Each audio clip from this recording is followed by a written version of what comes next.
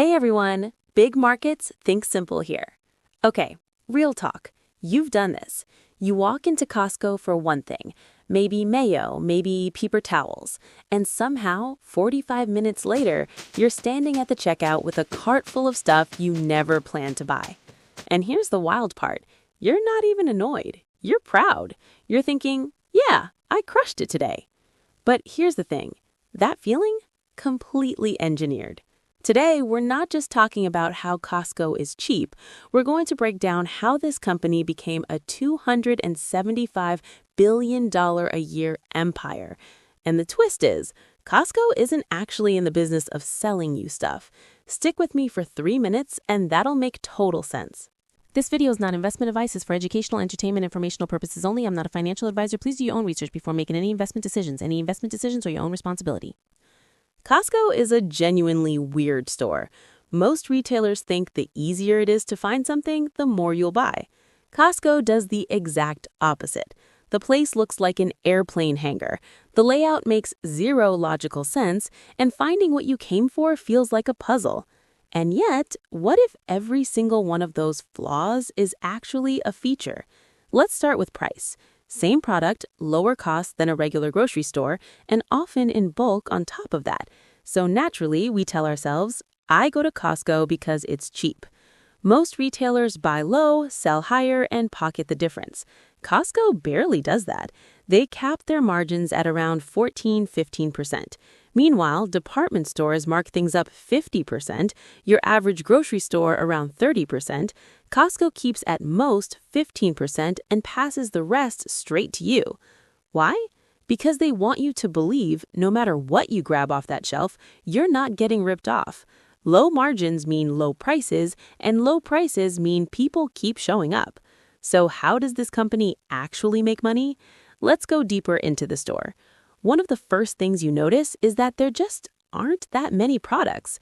A typical big box retailer stocks 40,000 plus items. Costco carries maybe 4,000. That's 1/10. Looking for shampoo? You've got 2, maybe 3 choices. Shouldn't more options be better? Not necessarily. Fewer choices means less decision fatigue. You just grab it and go. And with fewer SKUs, turnover is insane.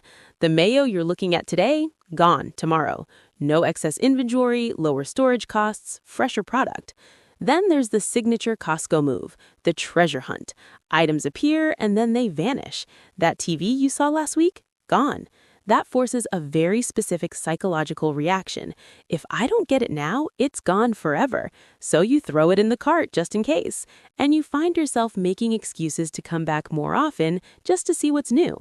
The finishing move is what I call intentional inconvenience. You went in for Mayo, but to get there you walked past a 75-inch TV, a kayak, and a set of golf clubs. The longer you wander, the more ends up in your cart. Costco members spend more than twice as much per trip as regular grocery store shoppers. The bad layout is actually printing money. And the gas station, the food court, the pharmacy, travel, insurance, all priced at near cost. They're bait. The cheapest gas in town gets you into the parking lot. A $1.50 hot dog keeps you there longer. Every single one of these is designed to get you into that warehouse more often, keep you there longer, and have you leave spending more.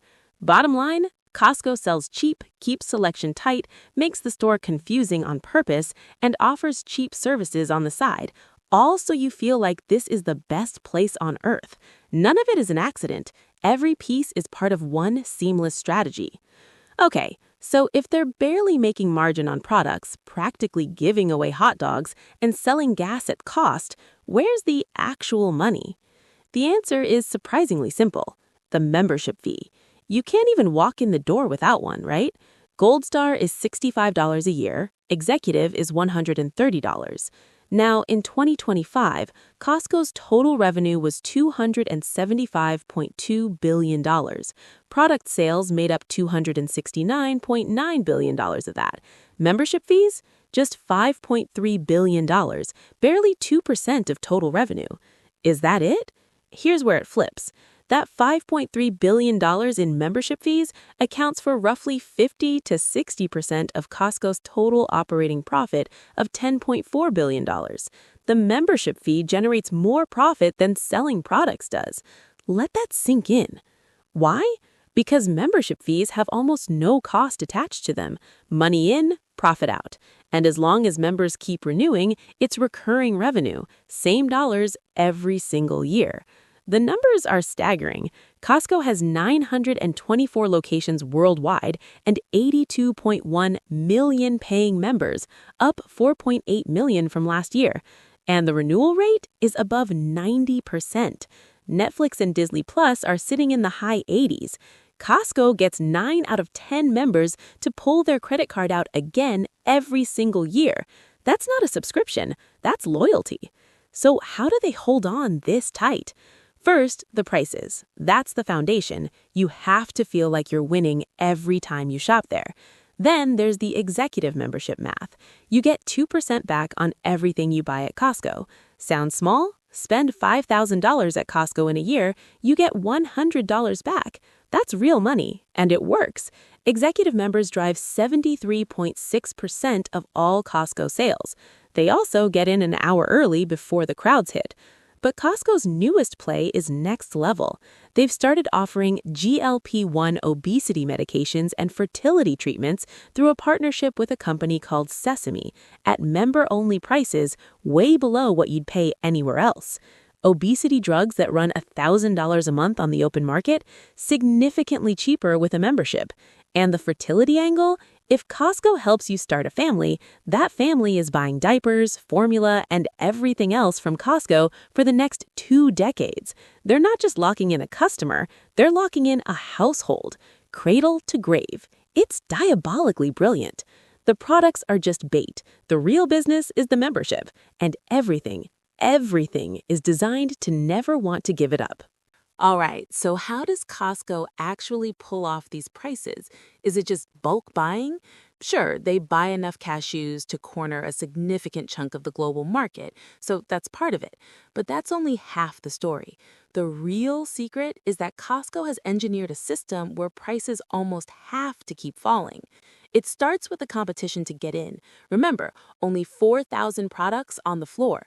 For a supplier, landing a spot at Costco means instant access to 82.1 million members, largely middle to upper middle class households, and a massive credibility boost.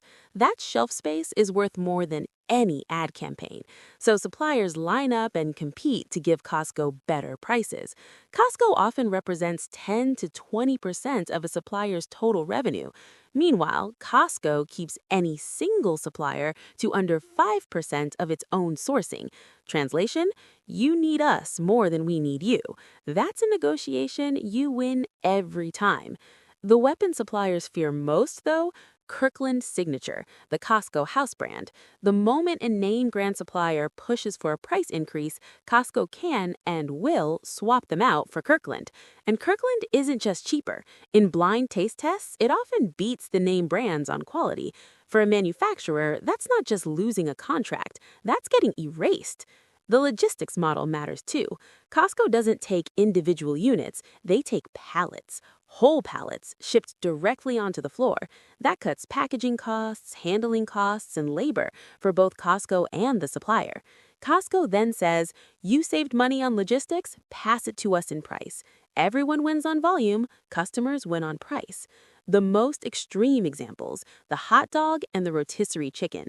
The $1.50 hot dog and soda combo has not changed in price since 1985. In 2013, Coke and Costco couldn't agree on terms. Costco switched the entire food court to Pepsi. Then, in 2025, after more than a decade, they switched back to Coke. The message was never about cola preferences. It was about who holds the leverage. Coke, Pepsi, doesn't matter. You meet our terms or you're out. The $4.99 rotisserie chicken is even more extreme. When poultry prices got volatile, Costco didn't renegotiate. They built their own chicken farm and processing plant in Nebraska. They now raise and process roughly 100 million birds a year internally just to protect that price point. In short, Costco is a machine for extracting lower prices from suppliers, from logistics, from the market itself, and handing the savings directly to members. And all of it is possible because of 82.1 million members giving them the scale to play the game no one else can. So now you've seen just how ruthlessly Costco operates when it comes to cost, but here's the part that might surprise you. This same company is genuinely famous for how well it treats its employees. The most iconic example is the current CEO, Ron Vacris.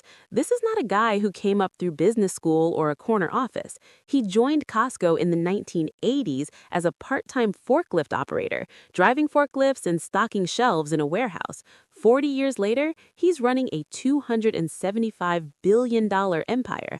That's not a fluke, it's the culture. From founder Jim Sinegal all the way to today, Costco's leadership has consistently come from the floor up. Most managers are promoted from within.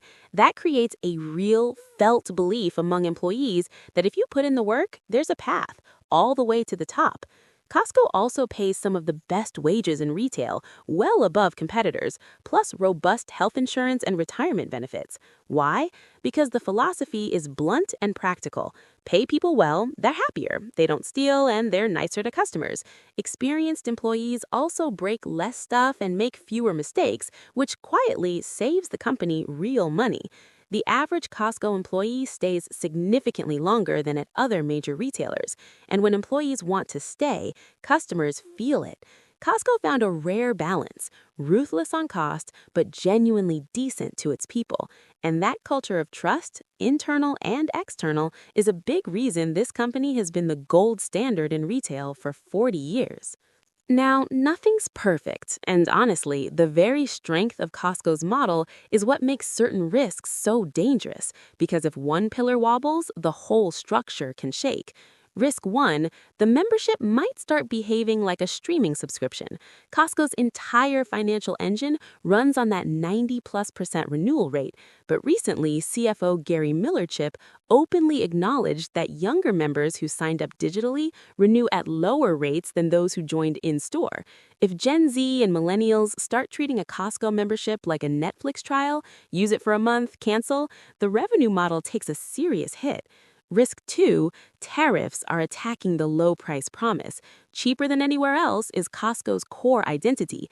Tariff volatility is threatening that directly. Costco has even filed lawsuits seeking tariff refunds from the government.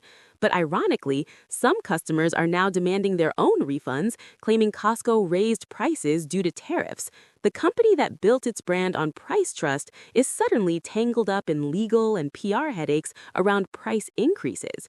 Risk 3, Sam's Club is coming for the digital crown.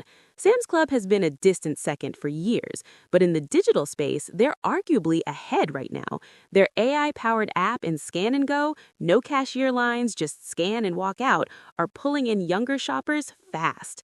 Costco's digital experience still lags behind both Amazon and Sam's Club. For the next generation of customers, that gap matters. Risk 4, market saturation and intensifying competition. Costco's model used to be nearly impossible to replicate at scale. Not anymore. Walmart, Sam's Club, and BJ's are all sharpening their pricing and expanding membership programs. And in the U.S., there are already a lot of warehouse clubs. Opening a new location doesn't have the same impact it once did. Growth has a ceiling.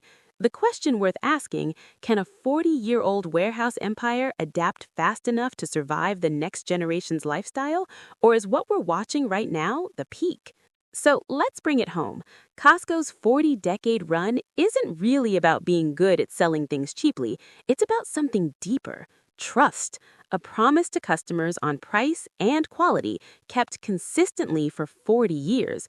That trust is what turns first-time shoppers into lifetime members. It's what keeps 90% of them coming back every year. It's the whole game. But the world is changing faster than ever.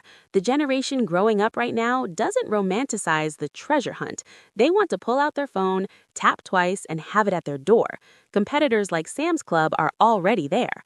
So I want to know what you think. Is Costco still a growth story, or is it a giant that's about to get lapped by the digital age? Drop your take in the comments. And if you got something out of this video, hit subscribe and leave a like. It genuinely helps. See you in the next one.